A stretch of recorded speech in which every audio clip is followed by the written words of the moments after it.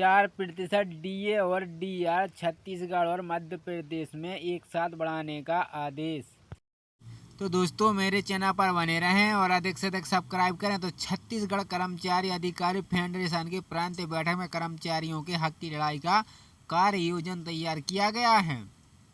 Federation की योजनाओं का नीति निर्धारित करने वाले कर्मचारी संगठनों के प्रांतीय प्रतिनिधियों ने कर्मचारी एवं पेंशनरों को केंद्र के समान डीए एवं लंबित डीए की राशि को जीपीएफ खाते में समायोजित करने, अनियमित संविदा दैनिक वेतनभोगी कर्मचारियों का नियमितीकरण, वेतन विसंगति एवं अन्य मुद्दों के लिए गति पिघलुआ कमेटी की रिपोर्ट सार्वजनिक करने एवं सातवें वेतन के एरिया का अंतिम किस्त का भुगतान सहित अन्य मुद्दों पर विचार व्यक्त किया है।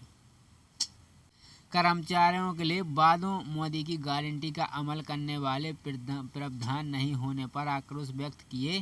फेडरेशन संयोजक कमल वर्मा, सचिव राजेश चटर्जी, प्रवक्ता श्री आर चंद्रा एवं चंद्रशेखर तिवारी ने बताया कि प्रदेश के कर्मचारियों को फेडरेशन पर पूर्ण विश्वास है। कर्मचारियों का मानना है कि फेडरेशन है तो संभव है। उल्लेखनीय है कि फेडरेशन की प्रांतीय बैठक में छत्तीसगढ़ प्रदेश लिपिक वर्गीय शासकीय कर्मचारी संघ के प्रांतीय रोहित तिवारी ने फेडरेशन के संयोजक कमल वर्मा का नेतृत्व क्षमता एवं टीम फेडरेशन की सोच और कार्य कुशलता के कारण शामिल हुए। उन्होंने कहा कि छत्तीसगढ़ प्रदेश लिपिक वर्गीय शासकीय कर्मचारी संघ फेडरेशन के साथ हमेशा रहेगा। फेडरेशन में छत्तीसगढ़ चिकित्सा अधिकारी संघ डॉक्टर प्रमोद तिवारी प्रांताध्यक्ष नेतृत्व में शामिल हुए। फेडरेशन की प्रांतीय बैठक में सर्वसम्मति से तय हुआ है कि कर्मचारियों के किए गए वादों को याद दिलाएं।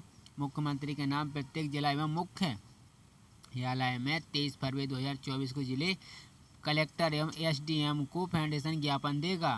यदि राज्य सरकार ने समाधान नहीं किया तो प्रदेश के कर्मचारी आंदोलन हड़ताल करने के विवश होंगे। प्रांतीय बैठक में तय हुआ है कि पंजीकृत फेडरेशन के मेमो का दुरुपयोग करने तथा फेडरेशन के विरुद्ध अनर्गल बयानबाजी करने वाले व्यक्ति के विरुद्ध ITX 2000 के नियम तथा सोशल मीडिया में भ्रष्टाचार करने वाले अथवा अन्य को दुष्प्रचार करने के प्रयत्न वाले व्यक्ति के विरुद्ध मानहानि का मुकदमा दर्ज किया जाए। बैठक में 4 मुद्दों पर राज्य शासन को नोटिस देने का निर्णय हुआ है।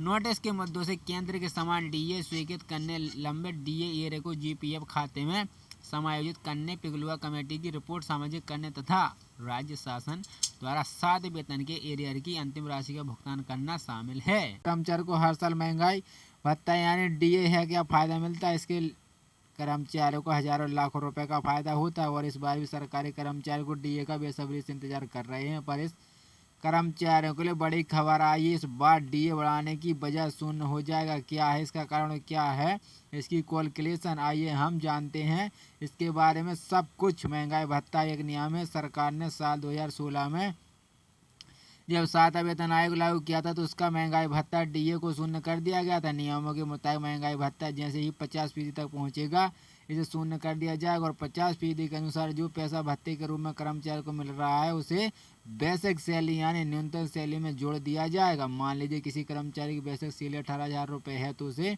50% डीए का 9,000 रुपये मिलेगा। लेकिन 50% डीए होने पर इसे बेसिक सैलरी में जोड़ दिया से महंगाई भत्ता शून्य कर दिया जाएगा।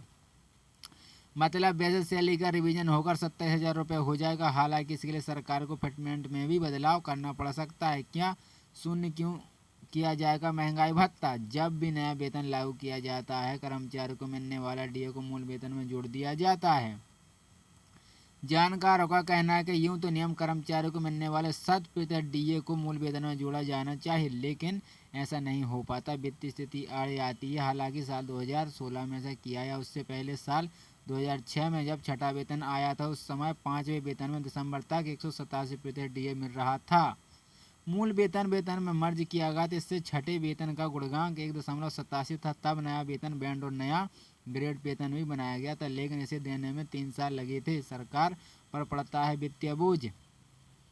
साल 2006 में छठे वेतन आयोग के नए वेतन को 1 जनवरी 2006 लागू किया था, लेकिन इसकी अधिक सूचना 24 मार्च 2009 को जारी की गई थी। इसी देरी की वजह से सरकार को 39 से 42 महीने का डीए 3 किस्तों में 3 वित्तीय वर्ष 2008, 9, 10, 10, 11 भुगतान किया गया था। नया पेश की बी बनाया गया था। 5 वेतन में 8,000, 13,500 वाले वेतनमान में 8,000 पर 186% DA 14,500 रुपये होता था। इसके लिए दोनों जोड़ने पर कुल वेतन 22,880 रुपये हुआ। छठे वेतन में इसका समकक्ष वेतन 15,600, 39,100 प्लस 54,000 ग्रेड पेमेंट निर्धारित किया गया था। छठे वेतन में यह वेतन 15,600 से 54,000 प्लस 21,000 और उस पर 1 जनवरी 2009 को 16% DA 22,026 जोड़ने पर कुल वेतन 23,226 रुपये तक किया गया था। चौथे वेतन आयोग की सिफारिशें 1986, 5 की 1996, छठे की 2006 में लागू हुई। सातवें कमीशन की सिफारिशें जनवरी 2016 में लागू हुई। शून्य हो डी तो बढ़ेगा HRA। हाउस रेंट अलाउंस में भी अलग रिवीजन 3% का होगा। अधिकतम मौजूद दर 27% को बढ़ाकर HRA 30% हो जाएगा। लेकिन यह तभी होगा जब महंगाई भत्ता 50% पार हो जाएगा। वित्त विभाग के मेमोरेंडम के मुताबिक DA के 50% क्रॉस होने पर HRA 30%, 20% और 10% हो। हाउस रेंट अलाउंस HRA की कैटेगरी XYZ और क्लास शहरों के हिसाब से है। जो केंद्र कर्मचारी X कैटेगरी में आते हैं उन्हें 27% HRA मिल रहा है, जो 50% DA होने पर 30% हो जाएगा। वहीं Y क्लास वालों के लिए 18% से बढ़कर 20% हो जाएगा। Z क्लास वालों के 9% से बढ़कर 10% हो जाएगा।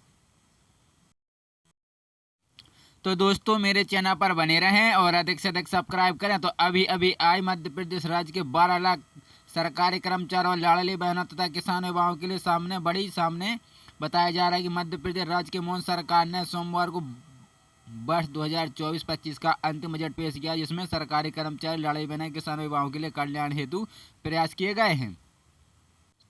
सूत्रों से मिली जानकारी के मुताबिक बताया जा रहा है कि सोमवार 12 फरवरी को मध्य प्रदेश विधानसभा में राज्य के उप मुख्यमंत्री जगदीश देवड़ा ने वर्ष 2024-25 के लिए अंतिम बजट पेश किया और अंतिम बजट में 1,45,000 करोड़ रुपए का। लेकिन बताया जा रहा है कि यह बजट महज 4 महीने का ही है, क्योंकि आगामी कुछ दिनों में लोकसभा चुनाव आने वाले हैं।